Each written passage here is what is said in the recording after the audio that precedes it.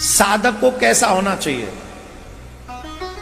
मां पार्वती कठोर तप कर रही हैं, बहुत शॉर्ट में सुना रहे, शिव पुराण में तो बहुत विस्तार से है। मां पार्वती कठोर तप कर रही हैं, तो शंकर भगवान ने सप्त ऋषियों को मां पार्वती की परीक्षा लेने के लिए भेजा कि तुम जाओ, मां पार्वती जो देवी तप कर रही हैं, माता जी तो हम कह रहे हैं, शंकर भगवान थोड़ी कहेंगे, वो तो माता जी शब्द आ ही जाता है पार्वती जी से पहले। तो उन्होंने कहा जाके परीक्षा लो कि उनकी भक्ति, उनकी निष्ठा कितनी है।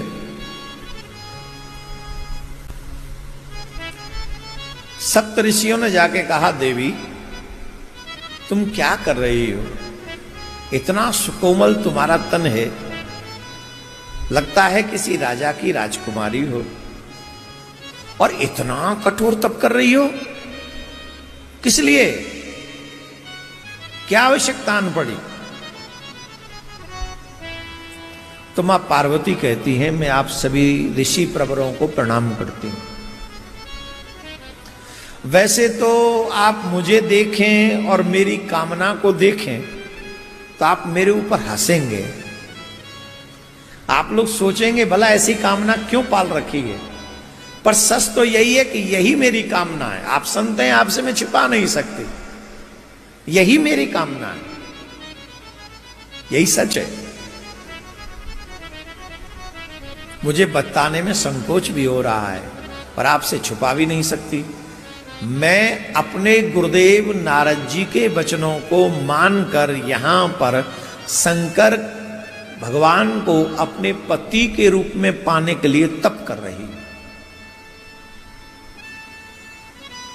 उनको पति के रूप में पाने के लिए। तो सप्त ऋषियों ने कहा किसके कहने पर, बोले नारद जी के कहने पर। बस हो गया काम। नारद जी बोले हमारे गुरु जी, गुरु जी नारद, वो घर फोड़ा, वो गुरु है तुम्हारा। बोले हाँ, ले फिर तो मिल गए तुम्हारा, जय मार तो जी हाल है तुम्हारा। अरे उस नारद ने हमारे संग रहता है ज्यादा, हम उसकी बात नहीं बता सकते तुमको, हमारे संग रहता है। अब संग रहने वाले व्यक्ति की बातें ज्यादा नहीं बतानी चाहिए, पर तुम जैसी सुकोमल राजकुमारी के आगे भी अगर छुपाव करेंगे तो तुम्हारा पूरा जीवन नष्ट हो जाएगा। अरे उस नारद ने भला किसका किया है, वो नारद गुरु बना दक्ष प्रजापति के पुत्रों का, ऐसा ज्ञान दिया वो आज तक लौट के नहीं आए, घर नहीं बसने दिया उनका। ठीक, फिर वो नारद गुरु बना प्रहलाद का, बाप बेटे में लड़ाई करवा दी, बाप बेटे में। अरे पता नहीं कौन सा प्रवचन देता है, चिकनी चुपड़ी बातें करता है और फिर फंसा लेता है, और फिर शिष्य वही करता है जो गुरु नारद चाहता है। मतलब आपस में लड़ रहे वो बाप बेटा। देवी हम तो एक ही बात कहेंगे, अगर अपना भला चाहती हो तो नारद को जितना जल्दी हो सके भूल जाओ, उनके बताए मार्ग पे मत चलो। उसने किसी का घर नहीं बसने दिया, खुद का बसा नहीं है, खुद बेघर है और सबको बेघर बनाना चाहता है, अपना जैसे ही खड़ताल हाथ में पकड़ा देना चाहता है। और सही बताएं, हम किसी महात्मा के प्रवचन में चले जाओ जो बाबा जी हो, वो यही उपदेश देंगे बाबा जी हो जाओ। हमारे मथुरा वृंदावन में हमारे वृंदावन में 2-3 बाबा हैं। मेरो मन तो ऐसा करता हो कि ठाकुर जी उनसे कह दें कछु सपने में आके, भैया तुम बाबा जी बना बंद करो। अब उनके प्रवचन सुनो, ऐसे ऐसे प्रवचन होंगे कि तुम बाबा जी बन जाओ, तुम वो क्या मधुकरी मांग के खाओ और तुम बस भजन करो और कुछ मत करो। हालांकि वेदों का सार तो यही है, पर ये जवान जमान छई छोरे बाबा जी है जाएंगे तो मिलिट्री में कौन बाबा जाएंगे फिर। ये जवान जमान बालक अगर ब्याह नहीं करेंगे तो आगे वाली पीढ़ी को तो भंडारो ही है जाएगा। मैं उनके मत को गलत नहीं कह रहा हूं, मैं ये नहीं कह रहा हूं कि बाबा जी नहीं होना चाहिए या ये होना चाहिए, पर ये होना चाहिए 60 साल के बाद बाबा जी हो जाओ।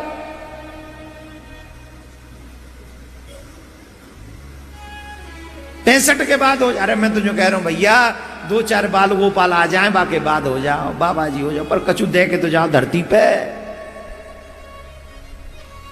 बाबा जी है जाओगे इकट्ठे तो कैसे काम चलेगा।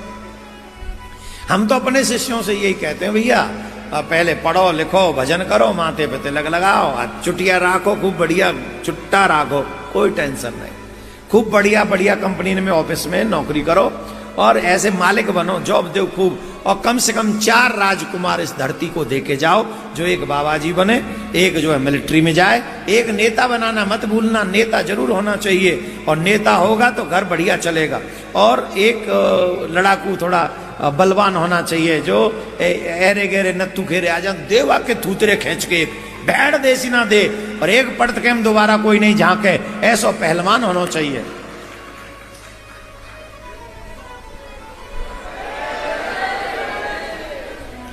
मेरी बात पे तुम्हें विश्वास है?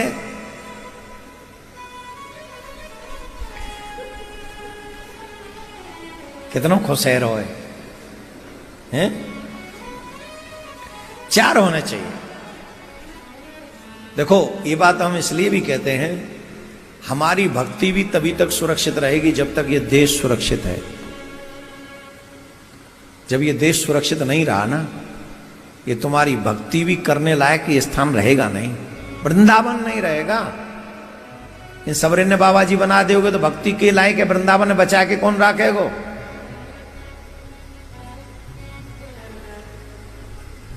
निंदा नहीं कर रहे हैं हम किसी की, संत का होना कई पीढ़ियों को तार देता है, 1-2 पीढ़ी नहीं तरती, कई पीढ़ी तरती हैं, लेकिन वो हो एक समय पे। भैया हम तो ठहरे ब्रजवासी आदमी, हम जो खुद ना बाबा जी भाई तो तुम्हें कैसे अंजाम दे, हम तो ना होने देंगे। और वैसे एक और बात बताओ, हम ब्रजवासी ने बाबा जी है की जरूरत ना है, हम तो पैदाइशी बाबा जी हैं, हम तो ठाकुर जी थे, ज्यादा जन्म भयो का वैदना बाबा जी भाई हम तो। इसका मतलब ये नहीं हम संतों का आदर नहीं करते, हमारे हृदय में अपार श्रद्धा है, लेकिन आप सबको एक ही निवेदन है, आने वाले समय में बढ़ते ही जा रहे हैं, बढ़ते ही जा रहे हैं, वो बढ़ते ही जा रहे हैं, उनको रोकने के लिए हमारी संख्या का अधिक होना बहुत ज्यादा जरूरी है। जब तक हमारी संख्या अधिक रहेगी ये देश सुरक्षित रहेगा, और अगर देश सुरक्षित रहा तो महाराज धर्म सुरक्षित रहेगा, और धर्म सुरक्षित रहा तो फिर हम बाबा जी बने, बैरागी बने, त्यागी बने, सन्यासी बने, ये सब सुरक्षित रहेगा और हमारा कल्याण होता रहेगा, आने वाली पीढ़ी का भी कल्याण होगा। तो कौन कौन हमारी चलो मान तो ले गई, राधे राधे बोलना पड़ेगा, जोर से बोलना पड़ेगा। तो नारद जी की बात नहीं माननी चाहिए। कौन कह रहे हैं? सप्तऋषि। वो तो सबको बाबा जी बना देना चाहता है, आप सरिस सब ही कहू ही ना, वो अपने जैसा ही कर देना चाहता है। हमारी बात मानो और तुम देखो, तुम्हारे लायक हमारे पास वर है, इतना सुंदर वर है कि बस आनंद आ जाएगा। हम तुम्हारे लायक वर बताते हैं। देखो इस ब्रह्मांड में सबसे ज्यादा सुंदर अगर कोई है तो वो है श्रीमन नारायण, नारायण भगवान। तुम्हारे लायक वर तो वही हैं। अगर तुम चाहो तो हम तुम्हारा विवाह नारायण भगवान से करवा सकते हैं। बात करेंगे, इसको कहते हैं गुरु भक्ति। बोल कौन रहे? सप्तऋषि। और क्या कह रहे हैं? जिनको तुम पति के रूप में पाना चाहती हो वो भस्म लमाते हैं, वस्त्र नहीं पहनते, छाल पहनते, मृग छाल, नीचे मृग छाल और ऊपर हाथी की छाल पहनते हैं। वस्त्र तो है ही नहीं। ऐसे अमंगल रूपधारी से विवाह करोगे तुम? अरे नारायण भगवान से विवाह करो, हम तुम्हारा विवाह करवाएंगे।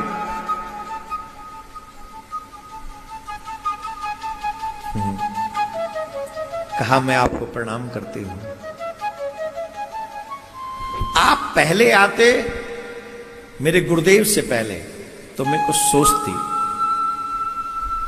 परंतु अब इस जीवन में चाहे मेरा घर बसे या मेरा घर उजड़े, पर अपने गुरु के वचन को छोड़कर मैं उनका त्याग कभी नहीं करूंगी।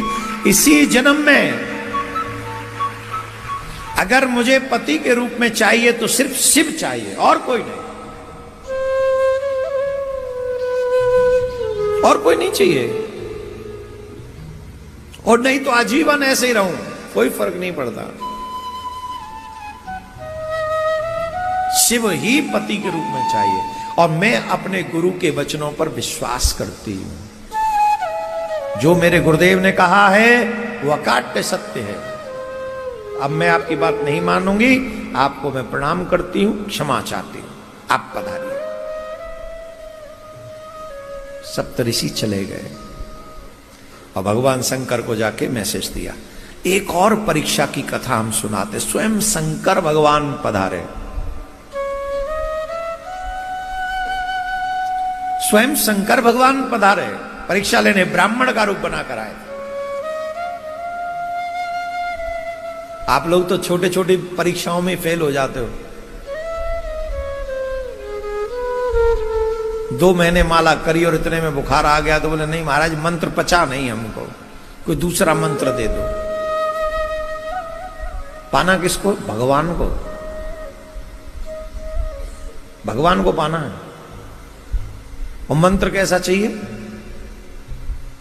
जिससे दुकान चल जाए। मंत्र कैसा चाहिए? जिससे मेरा काम बढ़ जाए। मंत्र कैसा चाहिए? अब ऐसे ऐसे मंत्र चलते भी बहुत हैं कलयुग में, यही मंत्र चल रहे हैं कलयुग में। दुकान चल जाए, मकान चल जाए, भूत चल जाए, प्रेत चल जाए, पिशाच चल जाए, यूं यूं यूं यूं यूं। आया ना, यही चल रहा है ना। एक और चीज बहुत अच्छी थी, इसी पे थी आई थिंक, छोड़ो नहीं बताते, नहीं बताते। पहले ये डिसाइड करो तुम्हें भगवान चाहिए कि संसार।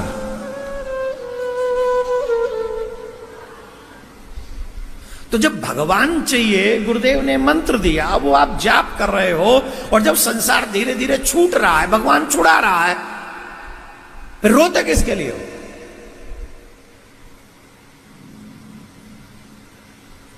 क्लियर हो ना पहले, संसार चाहिए कि भगवान चाहिए? अगर भगवान चाहिए तो उसके लिए तो संसार छोड़ना ही पड़ेगा, या तो अपने आप छूट जाए या फिर छुड़वा लिया जाए। रोना किसके लिए? और अगर संसार चाहिए तो फिर ये आके मत कहो कि भगवान से मिलवा दो। और संसार की चीजें मांगने के लिए आप यही मंत्र जो गुरुदेव ने दिया है, इसी मंत्र को निष्ठा के साथ जपो, जो मांगोगे वो मिल जाएगा। यही देगा प्रियाकांत, यही देंगे, यही देंगे। परीक्षा तो होगी, और उस परीक्षा में तुम अरे भैया 1 क्लास में पढ़ रहे हो, उसमें भी 6 महीने में एक बार 15 दिन की परीक्षा देनी पड़ती है, और जब उसमें पास होते तब दूसरी क्लास में जाते हैं। तो ये तो आप भगवान की भक्ति कर रहे हो, इस क्लास में आपकी परीक्षा नहीं होगी क्या?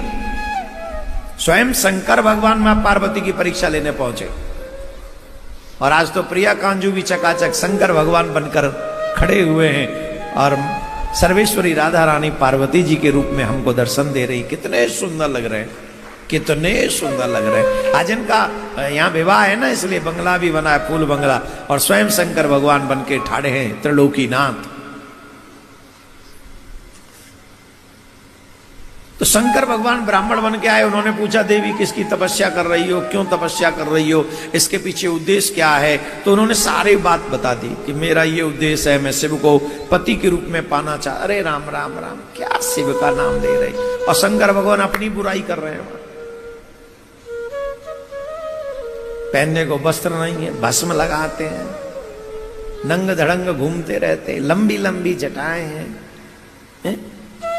कहां तुम महलों की राजकुमारी, कहां वो बाबा जी, क्या आवश्यकता है तुम्हें। उन्होंने कहा महाराज आपके हाथ जोड़ते हो, निंदा मत सुनाइए। आज मैंने आपके मुख से निंदा सुन ली है, अब तो मुझे ये शरीर नष्ट कर देना पड़ेगा। अगर ये शरीर नष्ट नहीं हुआ तो मुझे पाप लगे। और महाराज चिता बनाई, चिता की अग्नि में जाके समाने लगी, और महाराज प्रणाम जाने लगी। जैसे ही जाने लगी अग्नि प्रज्वलित हुई तेज, मां पार्वती उसमें जाने लगी। लेकिन जैसे ही मां पार्वती उसमें गई तो जानते हो क्या हुआ, वो अग्नि शीतल होने लगी अपने आप, उनका एक रोम नष्ट नहीं कर सकी वो अग्नि। भूत बाबा भोलेनाथ कहते हैं जानती हो देवी, हमको ऐसा लगता है कि अब तुम्हारी तपस्या पूर्ण होने के लिए आ गई है। ये उसी का फल है कि अग्नि भी तुम्हें नहीं जला पा रही।